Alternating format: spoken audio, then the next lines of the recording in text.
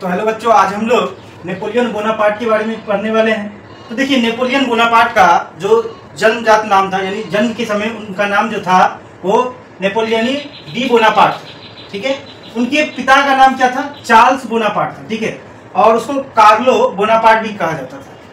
Napoleon का जन्म आपका 15 अगस्त 1769 को हो गया था। 15 अगस्त आज़ादी का दिन है भारत का। 15 अगस्त 1769 में जो है नेपोलियन बोनापार्ट का जन्म हो गया था। नेपोलियन जो है वो फ्रांसीसी सैन्य जनरल और राजनेता थे, यानी फ्रांस के सैन्य जनरल, सेना का जो जनरल होता है वो था, और वहां का राजनेता भी था। ठीक है, उन्होंने फ्रांसीसी क्रांति में जब 1789 में फ्रांस में क्रांति हुई थी, जो अभी पीछे पढ़ाए हैं, जिसकी वजह से क्या हुआ, वहां जो प्रभु राजवंश था उसका अंत हुआ था। तो क्या हुआ कि 1789 में जो है बोनापार्ट का जो है नेपोलियन बोनापार्ट का बहुत ही महत्वपूर्ण भूमिका थी, और इसी के बाद जो है नेपोलियन बोनापार्ट जो है फेमस हुए, प्रसिद्ध हुए। ठीक है, अब समझिए, बोनापार्ट इतिहास के सबसे महान सैन्य जनरलों में से एक है। मतलब उनका गिनती जो होता है वो महान जो जनरल होता था उनमें उनका गिनती होता है। ठीक है, वो 1789 यानी 1789 की क्रांति के दौरान प्रमुखता से उभरे। मतलब सबसे ज्यादा फेमस कब हुए वो? 1789 की जो रेवोल्यूशन हुआ था, क्रांति हुआ था फ्रांस में, उसमें वो जो है सबसे ज्यादा उभरे। और 1799 में वो क्या फ्रांस में जो है प्रथम कौंसल बने। फ्रांस का प्रथम कौंसल कौन बना? फ्रांस के प्रथम यानी पहले कौंसल जो बने थे वो नेपोलियन बोनापार्ट बने थे। कब? 1799 में। देखिए, हम लोग तो जान ही रहे हैं कि 1789 में 1789 में क्या हुआ, फ्रांस में क्रांति हुई। तो फ्रांस में क्रांति के दौरान वहां का जो बुर्बो राजवंश का जो सत्ता था उसको उखाड़ फेंक दिया गया। ठीक है, अब जो है वहां पे राजा के नाम पे कुछ था ही नहीं, तो वहां डायरेक्टरी का पद था। ठीक है, तो वहां जो डायरेक्टरी में थे वो क्या किए, नेपोलियन बोनापार्ट जो कि उस समय फ्रांस के सेना का क्या था, वहां के जनरल थे, तो उनको जो है भेज दिया गया। कहाँ? इटली भेज दिया गया कि आप जाइए इटली में जो है युद्ध लड़िए, उस पर अपना अधिकार कीजिए।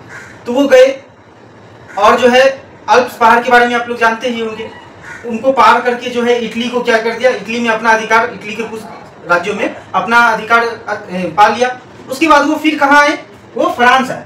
फ्रांस में आने के बाद उनको जो है क्या बना दिया गया था? उनको प्रथम कौंसल बना दिया गया था। ठीक है, लेकिन फिर धीरे धीरे वो क्या किए कि वहां पर जनता का तो बहुत ज्यादा जन आक्रोश था, क्योंकि जनता धीरे धीरे क्या अपना मन का कर रहा। आप देखिए, बिना गार्जियन का कोई चल पाएगा? नहीं चल पाएगा। उसी तरह बिना राजा का क्या फ्रांस जैसा देश चल पाता? नहीं चल पाता।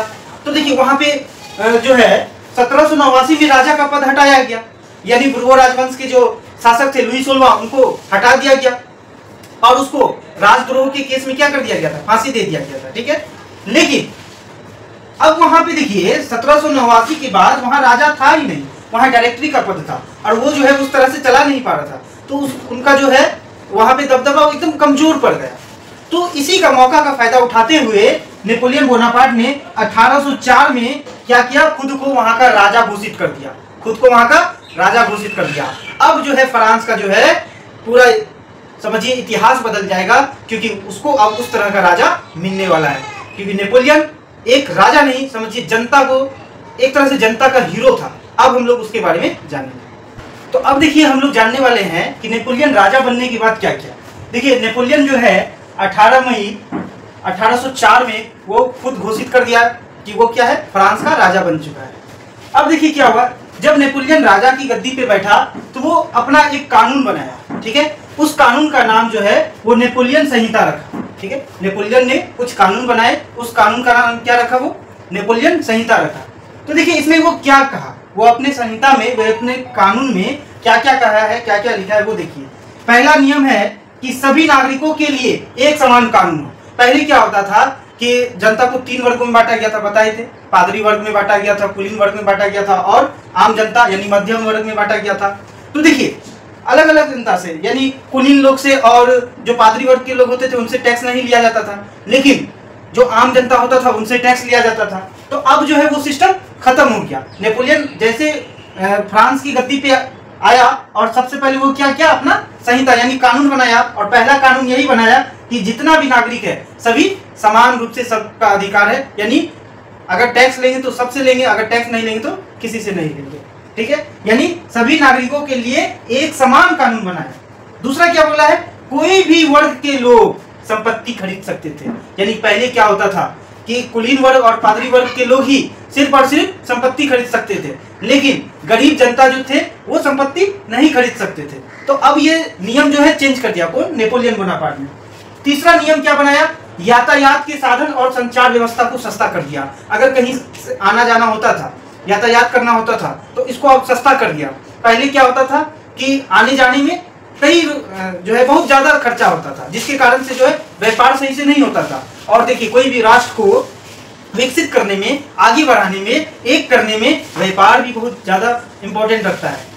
अगर हमको किसी देश से व्यापार करना है तो उसके लिए हम लोगों को यातायात जो है वो सस्ता करना होगा। अगर यातायात सस्ता नहीं होगा तो जो हम लोग प्रोडक्ट लेंगे उसको लाने में ही उतना रुपया खर्चा हो जाएगा, और तो फिर सेल कैसे करेंगे उसको।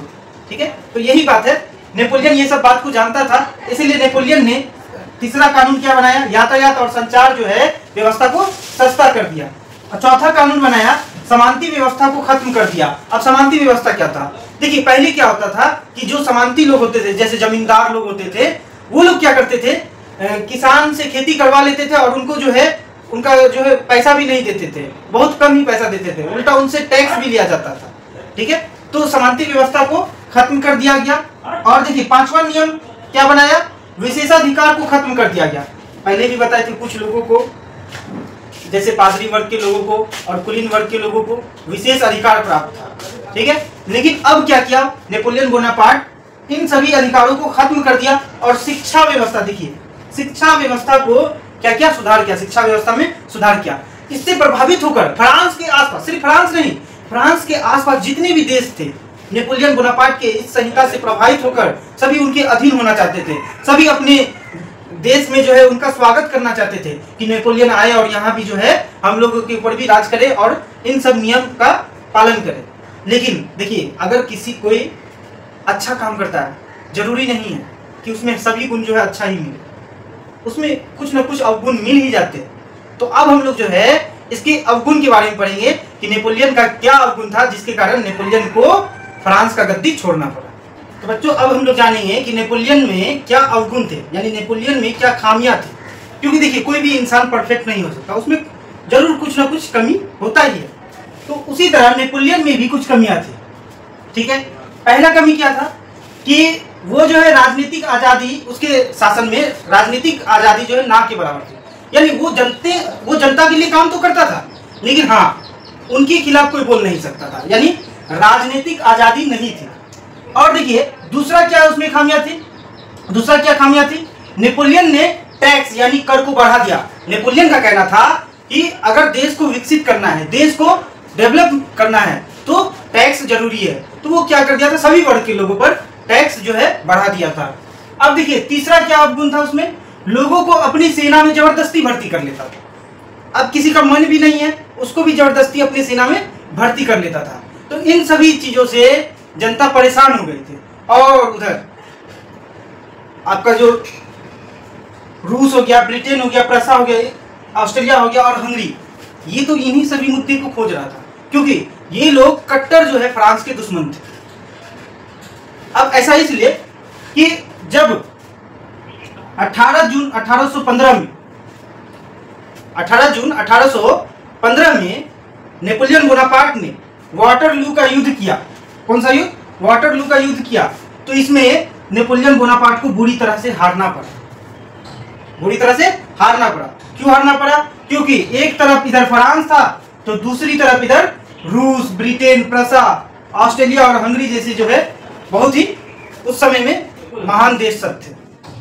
ठीक है, तो उन सभी देश ने मिलकर फ्रांस के विरुद्ध युद्ध किया। कब किया, 18 जून 1815 में, जिसको वाटरलू का युद्ध भी कहा जाता है। तो इस युद्ध में क्या हुआ, नेपोलियन बोनापार्ट की बुरी तरह से हार हुई और नेपोलियन बोनापार्ट को जो है सेंट हेलेना टापू में जो है कैद कर दिया गया, जहां 52 वर्ष की आयु में यानी कि 1821 में नेपोलियन बोनापार्ट का जो है मृत्यु हो गया। यानी अगर आप नेपोलियन बोनापार्ट का इस अवगुण को अगर हटा दे तो समझिए कि नेपोलियन बोनापार्ट जनता के लिए राज करता था, यानी जनता का एक तरह से हीरो था। लेकिन कोई भी हर तरह से जो है कभी भी परफेक्ट नहीं हो सकता है, उसमें कुछ ना कुछ बुराई जरूर होता है। तो यही जो 3 अवगुण थे, यही उनका क्या हुआ, उनका हारने का कारण बना। लेकिन नेपोलियन बोनापार्ट ने पूरे यूरोप को एक करने का सोचा, और हाँ किया भी। सिर्फ यूरोप में सिर्फ रूस, ब्रिटेन, प्रसा, ऑस्ट्रेलिया और हंगरी इन सभी देशों पे कब्जा नहीं किया, बल्कि पूरे देश पे जो है वो कब्जा कर चुका था वहां। लेकिन जो है इन सभी देश जैसे रूस, ब्रिटेन, प्रसा, ऑस्ट्रेलिया और हंगरी, इन सभी में वो कब्जा नहीं कर सका था, अपना अधिकार नहीं कर पाया था। ठीक है, तो इन सभी देशों ने मिलकर क्या किया, वाटरलू का युद्ध किया। कब किया? 18 जून 1815 में, जिसमें जो नेपोलियन बोनापार्ट था उसका हार हो गया और नेपोलियन बोनापार्ट को सेंट हेलेना टापू में भेज दिया गया, जहां 52 वर्ष की आयु में उनका मृत्यु हो गया। अब इसके बाद क्या हुआ? 1815 में अब जो है वियना सम्मेलन का दौर आता है, यानी ऑस्ट्रेलिया का जो चांसलर था, ऑस्ट्रेलिया का जो चांसलर था जिसका नाम था मेटरनिक, अब उसका युग जो है शुरू होगा। तो नेक्स्ट वीडियो में हम लोग वियना सम्मेलन के बारे में पढ़ेंगे। तो अगर वीडियो अच्छा लगे तो लाइक और शेयर जरूर करें।